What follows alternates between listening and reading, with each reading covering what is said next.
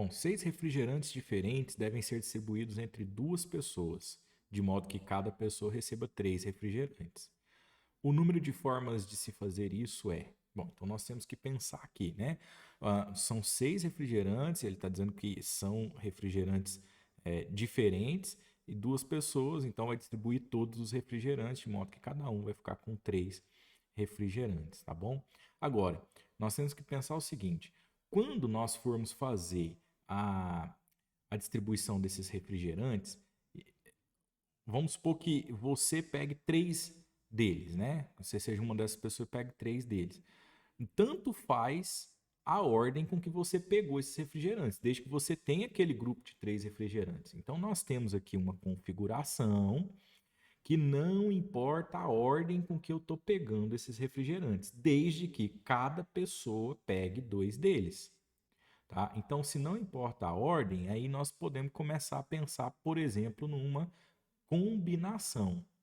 Veja, eu tenho que formar grupos de 3 sem necessariamente importar a ordem.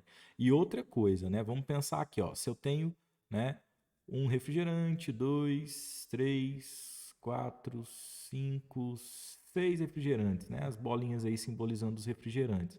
Vamos supor que eles são distintos, eu não coloquei elas de formas diferentes, mas só para ilustrar uma coisa assim, ó. Vamos supor que saia essa configuração aqui para você. Esses 3 primeiros aqui. Nós temos que entender o seguinte: se esses 3 primeiros já são seus, os outros 3 já estão determinados para outra pessoa. Então, a escolha desses refrigerantes para uma pessoa automaticamente determina o grupo de refrigerantes que a outra pessoa vai receber. Então, é interessante pensar nisso, tá? Bom, dito isso, nós observamos que a ordem não vai importar e nós queremos, então, grupos de 3 elementos, onde estão disponíveis 6 elementos. Para isso, nós temos, então, pessoal, a combinação de 6 elementos tomados 3 a 3, né? Então, combinação nós calculamos como o 6 fatorial aqui, né? Esse primeiro aqui, que é o total fatorial, sobre o 3 fatorial, quantidade que eu quero por grupo, né?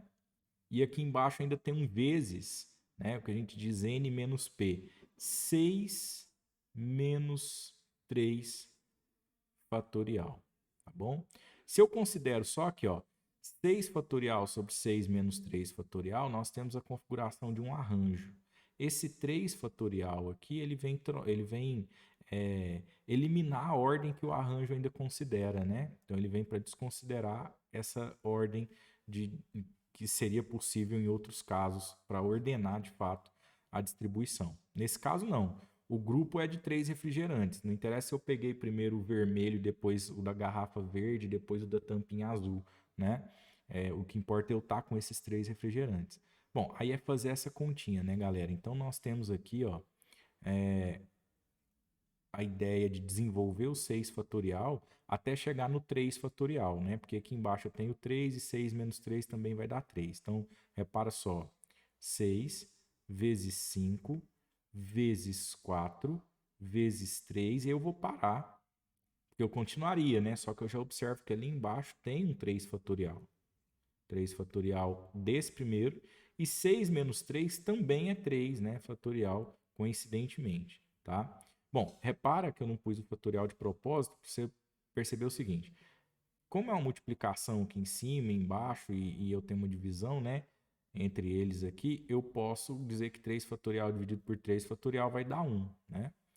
E aí, esse outro 3 fatorial, já vou aproveitar a deixa aqui para desenvolver ele, porque ele não vai cortar mesmo. 3 vezes 2, se você quiser pôr 1, beleza, sabe que não precisa, né?